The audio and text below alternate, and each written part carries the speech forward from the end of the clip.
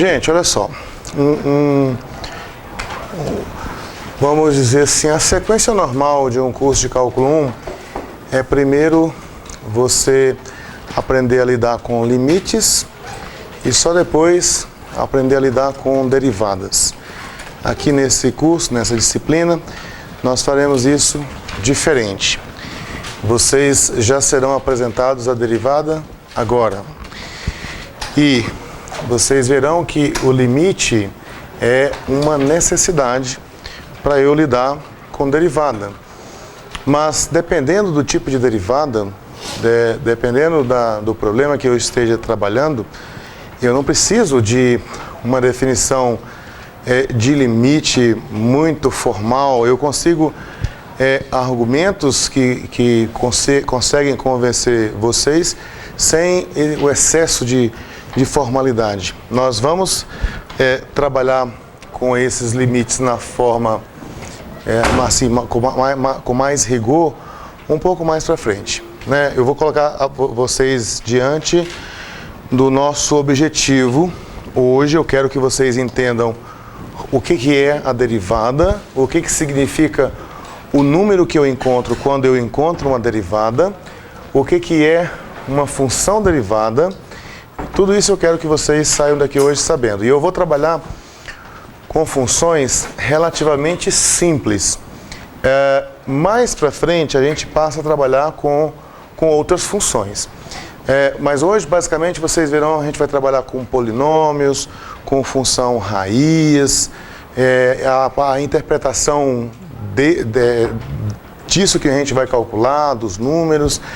Porque quando a gente pegar outras funções, não importa o quão complexa que essa função seja, complexa no sentido de ser uma função composta com a outra, dividido pela outra, enfim, dá um negócio desse tamanho de símbolo, né?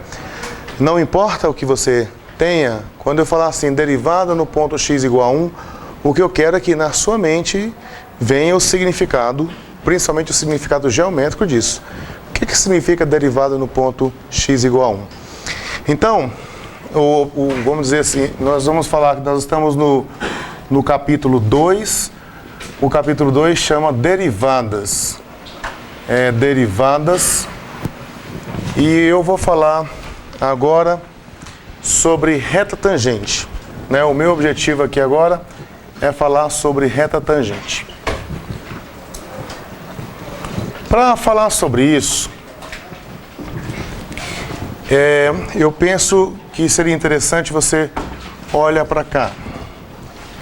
Imagine uma curva qualquer aqui. Imagine você que eu tenha um ponto P aqui.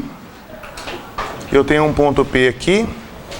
E o meu interesse é em saber qual é a inclinação da reta que passa pelo ponto P, que tangencia o gráfico da função aqui no ponto P. Isso é parecido um pouco com o que você já vê lá no ensino médio, né, no ensino fundamental, o que você já viu lá? Você já viu o seguinte, olha, que se eu tenho uma circunferência e se eu pego aqui, então, uma reta que tangencia a circunferência, ela é perpendicular ao raio nesse ponto de tangência. Isso aqui é tangenciar. Se você olhar aqui, no caso aqui, eu tenho um ponto que ao mesmo tempo é ponto da reta e também é ponto da circunferência. E só um único ponto. E nesse caso aqui eu tenho o que nós chamamos de reta tangente. Essa reta tangente aqui, ela toca a curva em apenas um ponto. Nossa reta tangente, quando eu vou falar de funções, eu vou falar de reta tangente, mas é um conceito local, não necessariamente um conceito global, porque essa função que eu coloquei aqui, ela poderia fazer assim. Então, uma reta que é tangente aqui, ela pode cruzar com essa curva um pouco mais à direita. E aí você vai dizer, não, essa reta não é uma reta tangente, ela é uma reta secante, porque ela cruza com o gráfico em dois pontos. É por isso que eu estou dizendo a você que nós iremos olhar assim localmente, tá? Só colocando você assim um pouco a par da história. Isso aqui foi desenvolvido no século 1700, por aí. Então, em termos de vida humana, né, vida do ser humano, foi ontem. Né? Faz pouco mais de 300 anos que essa teoria foi desenvolvida. E ela foi trabalhada, ela foi desenvolvida por dois personagens. Um foi o Newton, que todo mundo conhece da física, né? E o outro foi o Leibniz, que pelo menos assim, dentro da análise, dentro do cálculo, vocês também ouviram muito falar dele. Essa notação que nós utilizamos hoje em dia, quase toda ela é do Leibniz. E essas duas pessoas, esses dois personagens, eles partiram de problemas aparentemente diferentes. O problema que o Newton queria resolver, o que ele queria entender, era como é que ele fazia para calcular uma velocidade em um instante dado. Ou seja, não é velocidade média, porque se eu falar para você, eu saí daqui de Brasília e fui para Goiânia e gastei 3 horas. Aí te pergunto, qual a velocidade média? Você vai pegar a distância Brasília-Goiânia e vai dividir por 3 horas, você vai achar a velocidade média deu aí de, não sei quanto dá, mas enfim, dá uns 80 km por hora. Aí você pensa assim, poxa, foi numa velocidade boa, né? Não foi correndo nem nada. Mas a gente não sabe o que foi que aconteceu durante essa 1 hora. Eu não sei o que aconteceu nesse intervalo de 1 hora. Esse 80 km por hora é como um valor médio. Né? A média é que dá 80 km por hora. Então, ele pode ter momentos em que a velocidade dele era muito maior e pode ter momentos que ele parou. Então, a pergunta dele era assim, como é que eu consigo encontrar essa velocidade instantânea? E ele pensou na seguinte situação, que vai mais ou menos na linha do que a gente vai pensar ali. Ó. Eu tenho aqui o eixo que marca o tempo. Eu tenho aqui um outro eixo que marca a posição do objeto. Eu tenho a posição do objeto e tenho o tempo. Então, ao longo do tempo, você tem aqui uma curva, né? Essa curva mostra para você qual é o instante e qual é a posição do objeto, né? Só que o que eu quero saber não é a posição dele, é a velocidade dele. Então, o Newton pensou assim, cara, lógico que uma coisa muito mais sofisticada do que isso que eu estou fazendo aqui, mas enfim. Em linhas gerais foi assim, ó, ele pensou assim, bom, se eu pegar aqui um instante t0 e pegar um instante um pouco mais na frente, aqui, por exemplo, um t0 mais algum número que eu vou chamar aqui de h, então aqui eu tenho aqui o instante, a posição, perdão, no instante t0. Eu tenho aqui o que eu vou chamar de S de t0. E aqui nesse ponto t0 mais h, eu tenho aqui a posição no instante t0 mais h. Essa posição S de t0 mais h está em função desse tempo que passou a partir desse t0 aqui. E o que é a velocidade média aqui nesse caso? A velocidade média seria você pegar aqui a variação de posição, né? Você pegar aqui quanto foi que a posição variou. A posição variou essa aqui, esse tamanho aqui. Essa foi a variação da posição. Então foi um S de t0 mais h menos um S de t0. E divide pelo tempo que gastou para ocorrer essa variação na posição. Então, a distância de t0 até t0 mais h é h. Então, quando você pegar essa variação do tempo aqui, né? A variação do tempo aqui é o h.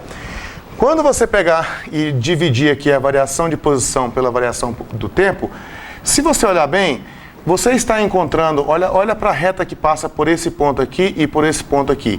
Você tem uma reta que passa por aqui.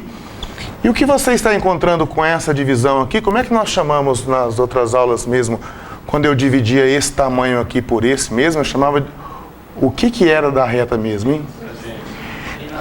A inclinação, muito bem, que a inclinação é a tangente, né? Então eu vou colocar assim, ó, M da reta, a inclinação da reta, era a tangente, era esse ΔS sobre ΔT. É esse ΔS dividido por ΔT. É isso que era a inclinação da reta, que por sua vez dava a velocidade média. Só que ele estava interessado em velocidade instantânea. Então o que foi que ele fez?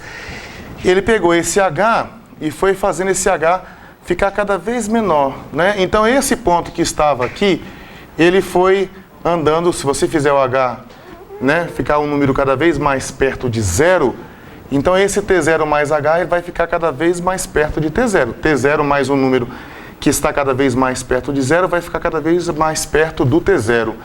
E aí você vê que essa reta aqui, ó, na medida que esse ponto vai se aproximando, essa reta aqui, ela tendia a ser uma reta tangente. Então, a reta secante, ela tende a ser a reta tangente se você pegar esse acréscimo que você deu aqui e fizer esse acréscimo tender a zero, ficar cada vez mais perto de zero. Então, ele chamou de limite o valor dessa inclinação que eu obtenho. Não é? Ele chamou assim, olha, eu vou chamar aqui de velocidade instantânea o limite, e aí nós escrevemos assim, tá bom? Limite, o limite do S de T0 mais H menos o S de T0 dividido por H, aqui em cima é a variação de posição, aqui embaixo é a variação de tempo, quando esse H tende a zero. A gente escreve assim, nós vamos dizer que o H, eu vou fazer o H ficar cada vez mais perto de zero. Então eu escrevo desse jeito. Então ele chamou, veja bem, aqui ele percebeu, sem olhar para a parte algébrica, ele percebeu que existia uma inclinação limite, né? Na medida que você vai fazer o H tender a zero, essa inclinação ela vai se aproximar da inclinação de uma reta que ele chamou de reta tangente. Então, a inclinação da reta tangente, eu não sei se vocês conseguem perceber aqui, mas a inclinação da reta secante te dá a velocidade média. Na medida que você vai fazendo esse H ficando cada vez mais perto de zero, você vai tendo aqui o que vamos chamar de velocidade instantânea. Então, do ponto de vista físico, quando eu calculo esse limite, né, considerando essa aqui sendo a função posição, quando eu calculo o que acontece com esse quociente aqui, na medida que eu faço esse H tender a zero, eu chamo isso aqui de velocidade instantânea. Então, o Newton pensou usando essa ideia. O Newton, ele era em inglês, né? Ele era em inglês. E o Leibniz, partiu de outro problema. O problema do Leibniz era encontrar, ele tinha uma curva, era matemático ele era físico. Todo físico tem também o seu lado matemático, né? Mas esse outro aqui, ele era matemático. O problema que ele tentava resolver era um problema de matemática. Como é que eu encontro a inclinação de uma reta tangente? Então eu tenho aqui um ponto P, então eu pego aqui um outro ponto que eu vou chamar de Q e vou produzir uma sequência de pontos aqui, Q1, Q2, Q3, Q4, que vai se aproximar deste ponto P.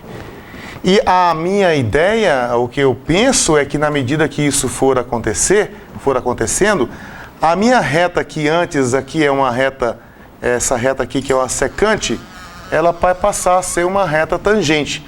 Ou seja, muito parecido com a ideia do outro, só que esse aqui não estava pensando em nada de velocidade. O que esse aqui estava pensando era apenas na inclinação.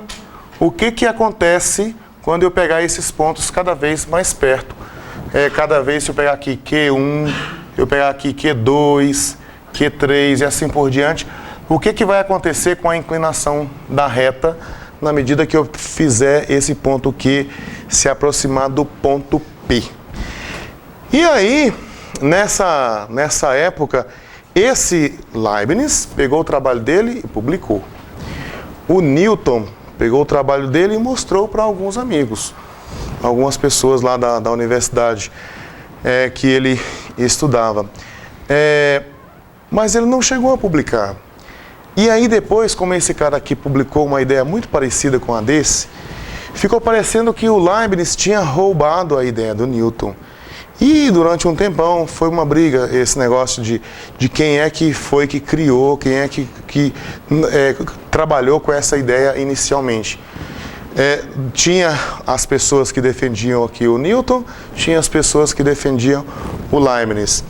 Mas no final, eu li em algum lugar que ficou provado, eu não lembro agora onde foi, ficou provado na verdade que o Leibniz não copiou o Newton, ele trabalhou de forma independente e chegou ao mesmo resultado que o Newton tinha chegado, embora seja muito... não sei se eu poderia afirmar isso com certeza, mas eu diria que talvez fosse bem provável que o Newton tivesse desenvolvido primeiro. Mas como ele não publicou, e esse aqui publicou, então esse aqui ficou tido, né, como a pessoa que fez a primeira publicação disso. E depois eles dividiram. Hoje em dia a gente diz que o cálculo, que esse cálculo que a gente estuda aqui, ele foi criado então por Leibniz e Newton, né? O Newton em inglês e o Leibniz ele é alemão, ele era alemão. E é isso que a gente vai tratar aqui. A notação, a forma de escrever do Newton era uma notação muito carregada, né? E por conta disso, hoje em dia, pouco tem-se no cálculo da notação do Newton, que o Newton usava. Mas ainda tem algumas coisas que vocês verão que é da notação do Newton. Por exemplo, quando você coloca, por exemplo, assim, x ponto, essa notação ponto, x, dois pontos, essa notaçãozinha é uma notação para a derivada que o Newton usava, né? Ao passo que o Leibniz, se você tinha uma função f, quando você queria fazer referência à derivada dessa função f, você colocava f', f duas linhas. E tem também outras formas de você representar derivadas que eu vou discutir com vocês depois, como é o caso de dy, dx, e você escrevia assim, derivada de f em relação a x e por aí vai. Então a gente tem ainda algumas notações, e essas notações provavelmente vão continuar, você encontra elas mais em livros de física, mas a notação que mais simples, né, a notação que a gente vai utilizar mais, é a notação que o Leibniz utilizava. Então depois desse início aí, desse apanhado histórico, vamos ver aqui como é que a gente vai resolver esse problema. Eu vou apagar esse aqui, esse rascunhão aqui, vou escrever um negócio mais bonitinho para você colocar no caderno aí. E depois a gente vai fazer alguns exercícios aqui, onde você poderá ver como é que é o cálculo de uma derivada, onde você só tem esse conceito, né? O que é que eu entendo por derivada da função em um ponto. É isso que a gente vai fazer. Agora eu vou apagar isso aqui para escrever para vocês um pouquinho. Oi? Tangente não é quando uma reta cruza apenas um ponto? Um ponto. Secante é mais de um ou só? Não, mais de um. Mas veja bem, eu estou falando, esse conceito que eu vou falar com vocês de reta tangente é um conceito local. Então eu digo que uma função desse jeito aqui, por exemplo, essa reta que passa por aqui, ó, é uma reta tangente, mas aqui restrito a essa vizinhança. Se você for olhar globalmente, ela é secante, né? Passa por dois pontos.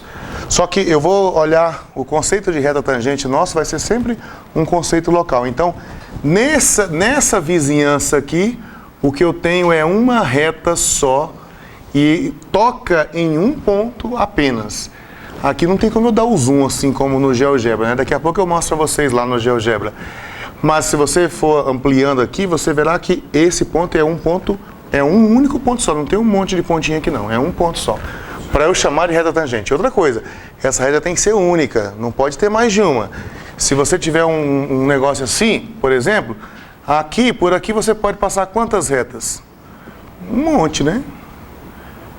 Todas essas retas aqui, elas têm um único ponto em comum com a curva, mas a reta que passa por aqui não é única, então aí não serve para mim. Eu quero uma reta única. Pois não?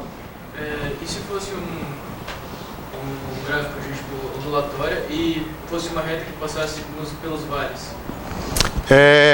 Vamos pegar uma onda. Uma reta que passa pelos vales aqui é uma reta tangente. mas... Mas veja bem, antes de você falar, deixa eu falar. Uma coisa pra você. A gente sempre vai falar assim, ó, reta tangente em tal ponto. Não é só tangente, não é igual aqui na circunferência que você fala assim, a reta tangente à circunferência. Não, eu vou falar assim, a reta tangente ao gráfico no ponto 1. A reta tangente ao gráfico no ponto 3. Então essa aqui, por exemplo, é a reta tangente ao gráfico nesse ponto, que coincide também com esse ponto. Mas eu sempre vou olhar aqui, na vizinhança. O que você ia perguntar? Eu ia perguntar se, porque, tipo, no exemplo que você deu, ela fica tangente em um ponto, mas ela fica secante no continuado. Mas nesse caso, ela fica tangente no... Tangente, né? Mas mesmo assim, eu vou olhar só localmente.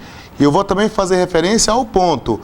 Olha, isso aqui é tangente no ponto x igual a π. E vai ter o ponto, aí você vai entender, ó, a abscissa é π. Tá bom? Beleza.